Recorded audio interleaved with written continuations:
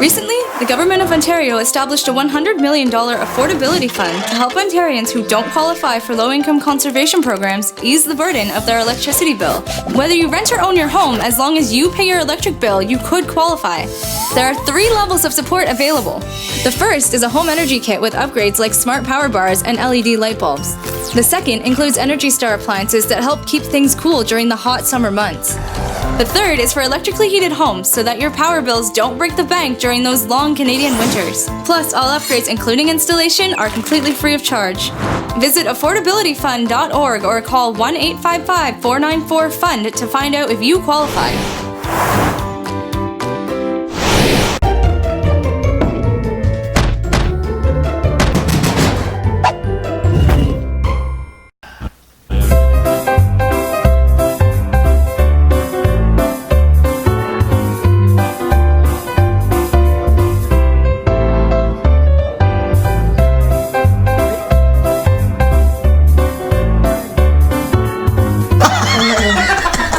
Helen is talking about being traumatized by pigeons.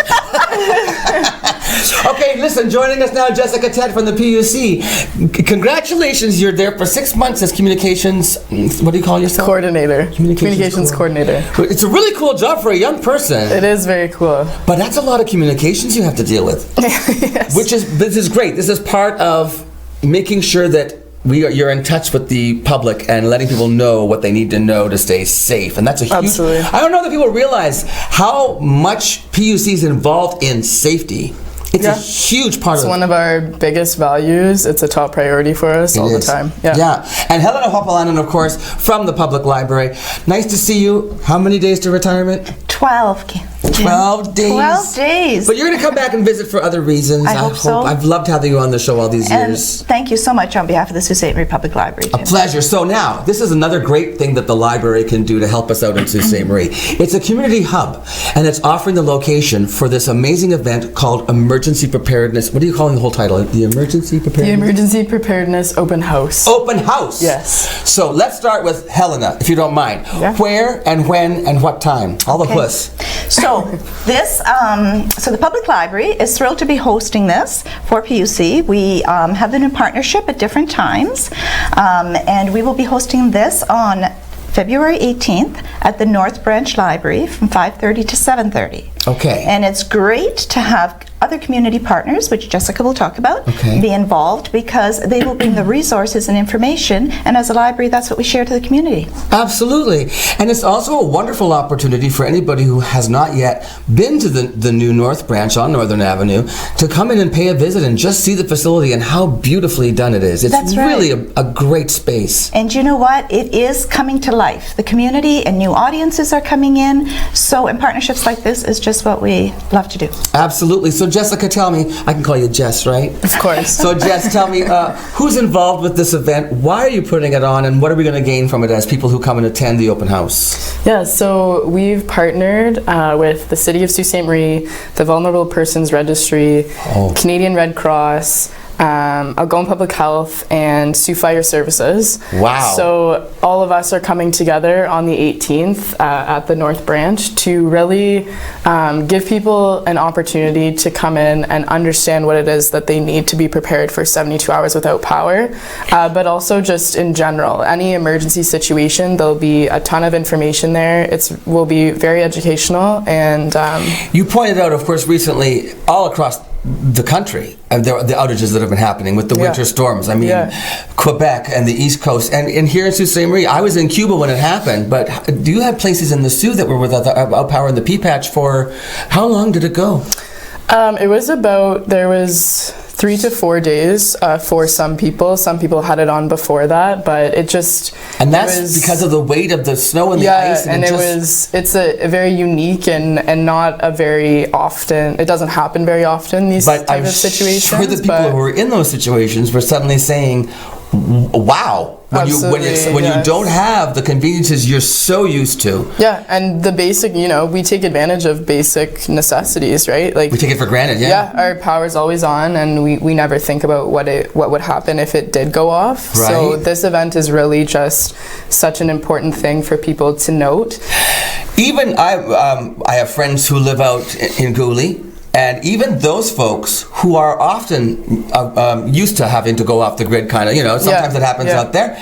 Even they were struggling at some points with the snow and the power outages, and that they were running low on their supplies and stuff. So, so for instance, you're not going. It's not that I'm going to walk in there and have to sit down and listen to a presentation. That's not the way you're running this, right? No, it's very informal. That's why it's an open house rather than a meeting. Yes. And so we'll have all of the partners around the library, around the North Branch.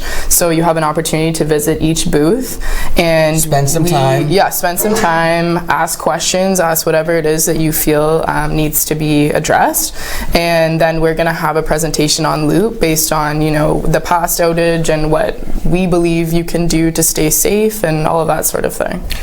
I was just going to say too, is we decided on the time, if I'm correct, Jessica, 5:30 to 7:30, so that people that are working can make it to come in for this event too, right? Right, it's after work, and you can stop on your way home for dinner, or if you have a 5 o'clock dinner and you're finished dinner at 6:30, 7, you can stop by and still get in there. That's right. How long do you think it would take to visit all the different, I'm guessing, how many different stations did you say? Red Cross, certainly amazing for emergency preparedness. Yes, yeah. APH, now that's a good one. I wouldn't have thought about that, but of course they are all about how to stay safe and healthy, right?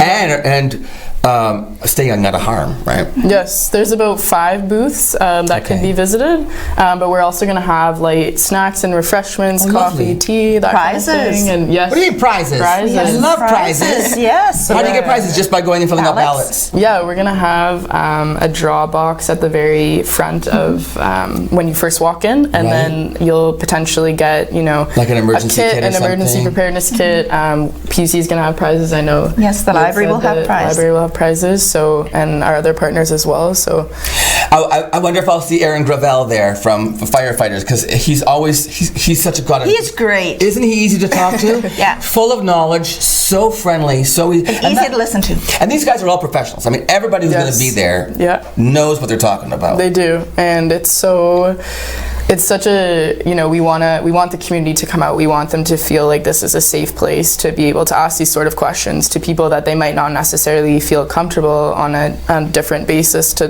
talk to. And with the weather trends that are happening, this isn't just, we're not just talking about winter storms. And chances are, I mean, let's face facts, it's Sault Ste. Marie, it's February. We may be in for a couple of more biggies before this all goes away. Well, March is coming, right? The lion or the lamb? And then, what about summer? Don't forget about summertime. Lightning strikes, all that kind of stuff, thunderstorms, hailstorms. I mean, literally, the weather trends are getting so severe. We're seeing more and more severe weather patterns. So I think it's even more important in this day and age to be prepared, and we're so reliant. Yes. We become so reliant upon automation and all these things at our fingertips. When they're not there, we panic. Well, even this last time, I think we were better off than when it was minus 30, right? It could have happened then. Yes, we at least had warmer climates when it went off the last time. Yeah. But Vulnerable People's Registry, that's a huge one. I mean, to think about if you have a loved one in Sault Ste. Marie who is a vulnerable person, and you can't get through on the phone, or the power is out, or whatever, the roads are closed, you can't get to them, you want to make sure that person is registered with first responders and professionals who will know how to check on that person and make sure that they're safe. Yeah, and this event too is an opportunity for them to sign up. If they haven't already, they can very well do so. I wonder if you can sign up somebody else. Like, could I go and sign up somebody that like a relative or something? Or does it have to be the person? That would be an interesting question to ask, wouldn't it? Yeah, would I think I'm going to go ask. If you come to the event, you'll find out. And I'll find out. Let's refresh people's memories again. Once again, Helen, if you don't mind, just telling us where and when and time. North Branch Library. It'll be February 18th from 5:30 to 7:30, and if I can kick in there too, and you can get a library card. While you're there, get a library card, because library cards these days get you a lot of great things. Provides all kinds of services. Let's just name a couple. Old Stone House passes. Old Stone House, the Ontario Parks Provincial Pass. Oh, you can go to that's true, you can get there for a weekend, right? Yes, we have the urban walking poles. Yes. That you can take out. And do you still have, wait a minute, what about those kits? The radon? The radon kits. So, since you mentioned that, we are getting... That's kind of a good thing too, because that's about health and safety. That's right. So we are getting 28 more radon kits by the end of the week. I'm glad I asked. Yes, because we had 25 to start off with, and at our launch, they all went out the same day, and we have something like 74 people on hold for them. This is fantastic. Good for you, library. Yes. Good for us, library, and PUC, and all the other partners who are involved in the Emergency Preparedness Open House. We'll see you there. And we'll see you right after this message. And thanks again to KC Security.